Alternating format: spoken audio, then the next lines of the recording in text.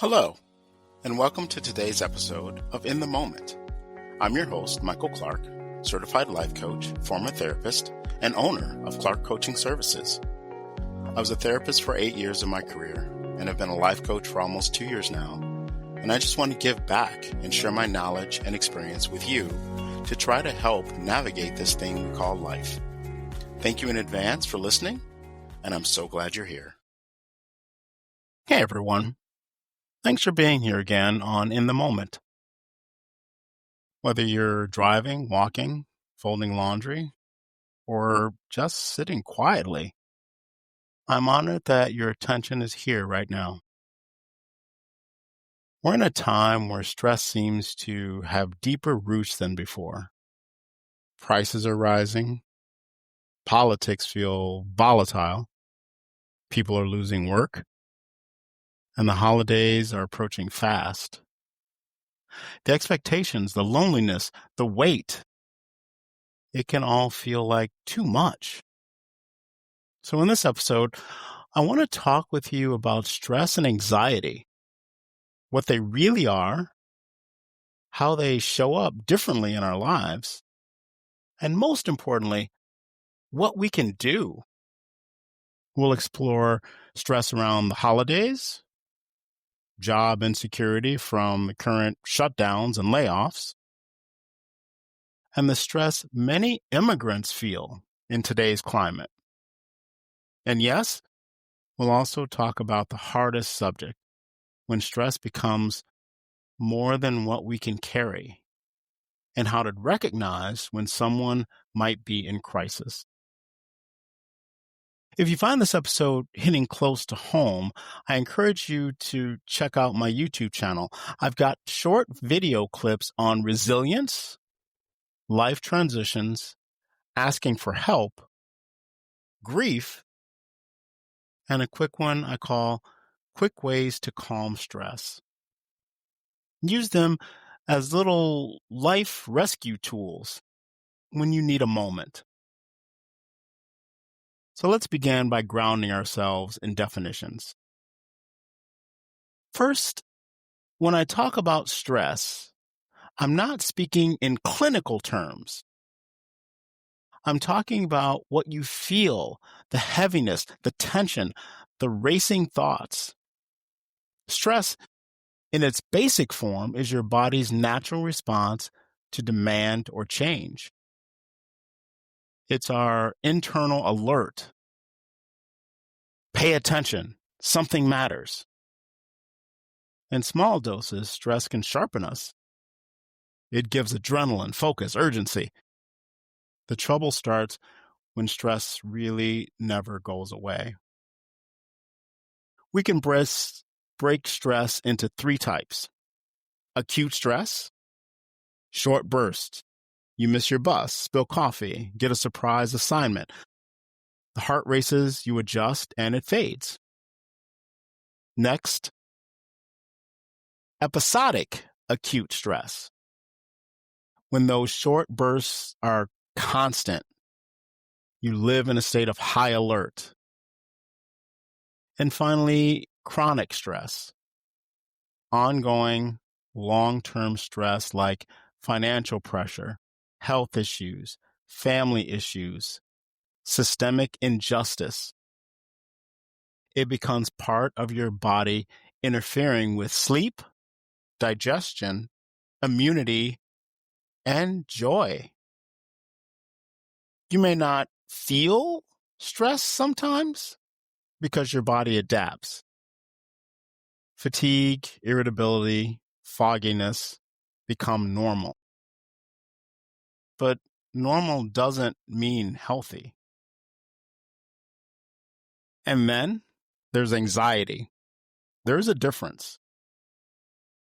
If stress is a reaction, anxiety is a state. A mind perpetually scanning for danger, even when there is none. Anxiety comes in different forms. Generalized anxiety disorder, GAD. Worry that never switches off. Next, social anxiety. fear about being judged or seen. Number 3, panic disorder, sudden onset, intense fear. And finally, situational anxiety, exams, interviews, big events. When anxiety kicks in, your body acts like there's an immediate threat: racing heart, muscle tension, shortness of breath, and that gut churn of dread. One of anxiety's tricks is replaying the past and forecasting worst outcomes in the future. That keeps you stuck in a loop. But remember, no matter how loud the thoughts are, they're not necessarily truths. They're signals.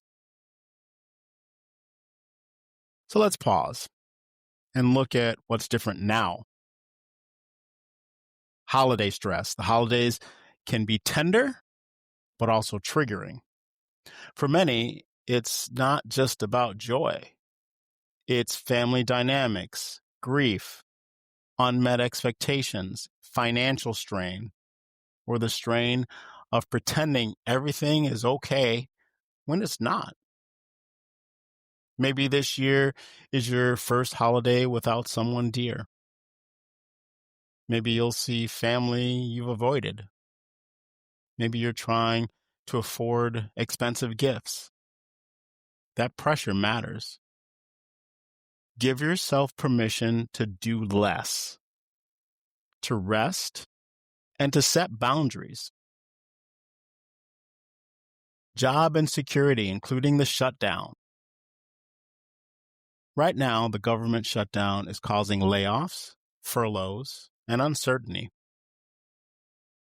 If your job is on shaky ground or already lost, that's not just stress. That's existential tension. You might feel shame, fear, loss of identity, but I want you to hear this. Your value is not tied to your paychecks or roles. You exist beyond your productivity. Immigrant stress and uncertainty. For immigrants and those living under immigration pressure, the political climate adds another layer. The fear of detention, separation, discrimination. These are chronic, underlying stressors. Trauma lives in your body even when your mind tries to push it down. You deserve peace, safety, and dignity. And you deserve community support. All of these, holidays, job instability, immigrant fear, are not separate stressors. They compound, they overlap, they create tension in every area of your life. So now, before turning to solutions, I want to address something difficult but necessary. Sometimes what we call stress is much deeper. Sometimes we are carrying pain so heavy that the only answer our mind can come up with is ending it. I mention this because I hold the certification in suicide prevention from QPR, which stands for Question, Persuade, Refer. I say that so you know this is not theoretical to me. It matters deeply. When someone reaches the edge, their thoughts might sound like, I just don't think I can go on like this. I'm tired of being tired. I wish I weren't here. These words are red flags. They're calls for help, often masked in silence. If you hear someone say them, even half-heartedly, treat them with gravity. Be direct. Ask, are you thinking of hurting yourself? You will not plant the idea by asking. You may actually open the door for someone to speak what's been bottled up. If they say yes, stop, pause, don't try to argue them out of it. Listen. Let them say what they feel. Stay with them. Don't leave them alone. And help them reach professional support. In the U.S., you can call or text 988 to connect with the Suicide and Crisis Lifeline 24/7, free and confidential. If immediate danger is present, of course, call 911. You do not have to walk through those darkest moments alone. You do not have to hide them. I say all this before giving strategies because sometimes the strategies aren't enough. Sometimes there must first be safety. Once safety is in place, then we heal and build upward. So if you're here listening and feeling like you're in that place, I see you. You deserve help. You deserve care. And help is available. Let's now shift gently into practices that help our nervous systems recover. These strategies are not cure-alls, but they are lifelines and a starting point. When your body is triggered and your mind is spinning, what do? These are grounded human practices, ones you can return to again and again. Number 1, breathe with awareness. Yes, just breathe.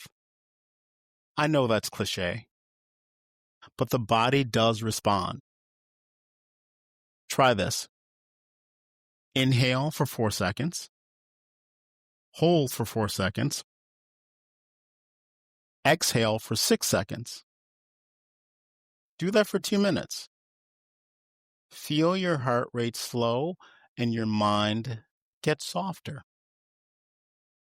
Number 2, move your body. We trap stress in our muscles.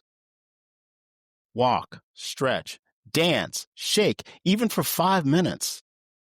Movement is a protest against paralysis. Number 3, and this is a tough one, limit input. What does that mean? News, social media, opinions, they keep your system in fight mode. Try fasting from input. No screens for a block of time. Even just 30 minutes of silence can make a difference. Let your brain rest. Number 4, sleep and nurture your body. Set a digital sunset before bed. Eat with intention. Stay hydrated. Get rest. Your body needs fuel to heal and also can't heal when fatigued. Number 5, connection. You don't have to handle everything alone. Text someone, hey, can we talk? Or join a group. And of course, book a coaching call. Just being seen helps your nervous system rewire. Number 6, grounding and sensory reset. Be mindful of your senses and use them for grounding. You have 5 senses. Find 5 things you can see. 4, you can touch. 3, you hear. 2, you smell. 1, you taste. It anchors you back to now. and away from imagined threats. Some of this I use in my monthly group meditation sessions, and it works. Number 7, journaling or naming. Put words to your inner storm. I feel fear. I feel exhaustion. Naming tension gives it less power. Number 8, micro pauses. Give your body permission to just pause. A 2-minute break to stretch, drink water, look out the window, or just stand up if you have been sitting for too long. Little gaps matter. And finally, number 9, rituals of rest and happiness. Even small rest rituals, an herbal tea, reading, a warm washcloth, signal to your brain, I'm allowed peace. Do something for you that makes you happy. Self-care is not selfish. It's essential. You may want to combine these, something physical plus something grounding plus something relational. Over time, you build resilience, a new muscle of regulation. If you're curious about how these look in daily life, my YouTube channel has clips showing quick ways to calm stress, resilience in daily moments, overcoming grief, and asking for help showing strength. Start small. Let those clips be whispers, not demands. People ask me all the time, with so much that I do, community involvement, teaching, managing a household, managing a business, making time for my partner, how am I not stressed constantly? How do I manage all that I do? And the answer is simple. My priority is self-care. I put myself and my needs first. I make sure I am taken care of because I know that if I'm not, then I can't take care of anyone or anything else. Don't get me wrong, I do get stressed and feel anxiety, but that is a trigger for me to slow down, adjust my schedule, and get back to focusing on me. Some may say that it's selfish, and that's okay. But for me, it allows me to be there for others in a healthy way. Now, let's bring this all together. Stress and anxiety are part of being human. They tell us where we hurt, where we care, and where we're being stretched too far. But they do not define us. When you feel triggered, 1, pause and breathe. 2, check in. Do you need safety first? If yes, lean into support. 3, use grounding, movement, and input limits. And 4, reach out and don't isolate. Over time, responding differently to stress teaches your nervous system a new language. You begin to whisper back, I am not in danger right now, or I am okay, or I am not alone. During the holidays, when you feel pulled in so many directions, you get to say no. It's okay, and those who truly love you will respect and understand that. During job uncertainty, you get to grieve, feel the tension, and still assert your value. And for those living in immigrant stress, may you find pockets of safety and community to remind your system that you matter. You don't have to fix everything today. You just need to pick one small thing and do it. Breathe, reach out, pause, move. Let me leave you with this. When life feels loud, your greatest act of strength is listening to your body, to your heart, to what you truly need. You don't have to push through alone. I'm grateful you spent this time with me. If this episode felt helpful, share it with someone who might be hurting. And if you want reminders, you can watch, revisit, or share the many other helpful items I have out there that have helped so many others. Or simply just reach out. I am here, and you are not alone.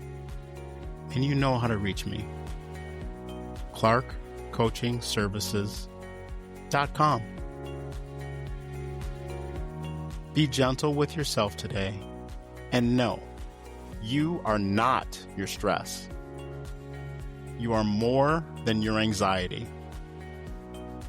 And you are worth every moment of care and kindness. Until next time, take care.